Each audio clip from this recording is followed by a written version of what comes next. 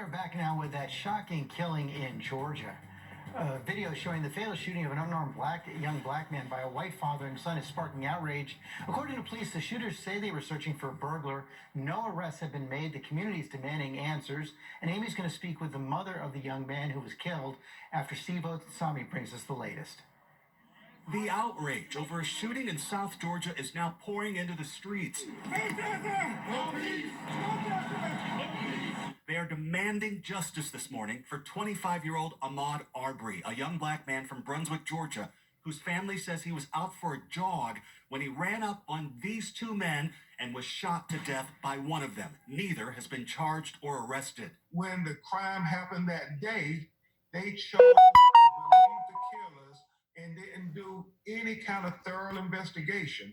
They took the word of the killers as the gospel. This cell phone video of Arbery's violent death in February has been shared around the world. Authorities say the two men, a father and son, are Gregory and Travis McMichael. Gregory McMichael used to work in county law enforcement. According to a police report, they believed Arbery was responsible for several break-ins in the neighborhood. I'm out here at Killer Shores. There's a black male running down the street. Arbery's father says it feels like his son was killed because he's black. This got to stop somewhere. This got to stop somewhere with our kids.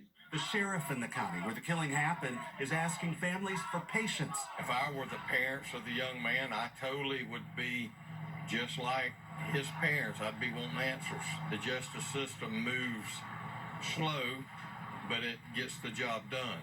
The world is watching. On Twitter, both everyday people and famous faces. From LeBron James, "Are you kidding me?" and Anthony Anderson on Instagram saying, "Let us not allow distractions to keep us from paying attention."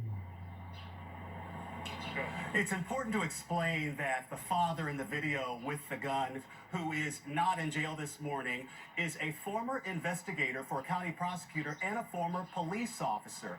Because of this, two prosecutors have had to remove themselves from this investigation, and this is a reason why some feel there is no justice to be had in this case. Amy?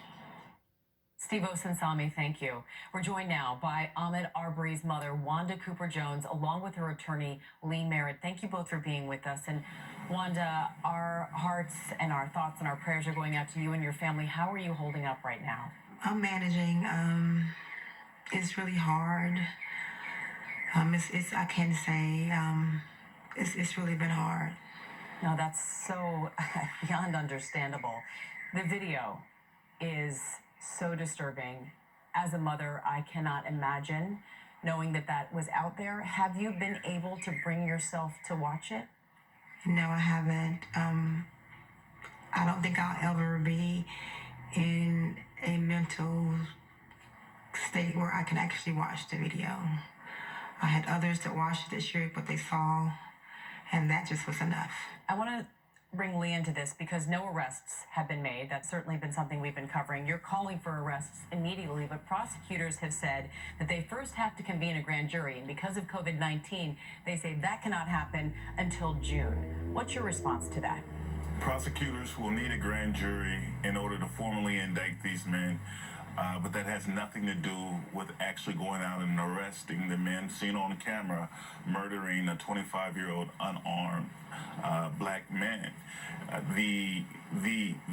The prosecutors actually have the option, if they so chose to directly indict and skip the entire grand jury process. It's something that happens all the time in our legal system, and this would certainly be an appropriate moment as well. Lee, a letter from the Waycross District Attorney, who eventually recused himself from the case, by the way, outlines why he says no arrests were made in this case so far. He argues that under Georgia law, the shooters were acting legally.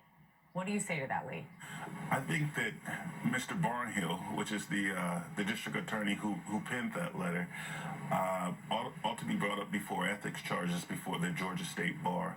I say that because he failed to disclose the fact that his family had close ties to the suspects in this case. He put together an opinion about whether or not this was legal, knowing that putting that opinion out there, that he would taint the prosecutorial pool, that he would taint any potential jury pool, and that his words would matter.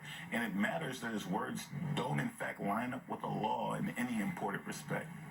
Wanda, why do you think, what's your theory, why no arrests have been made so far, given that this video is now out there and people have seen what actually happened on that Georgia street?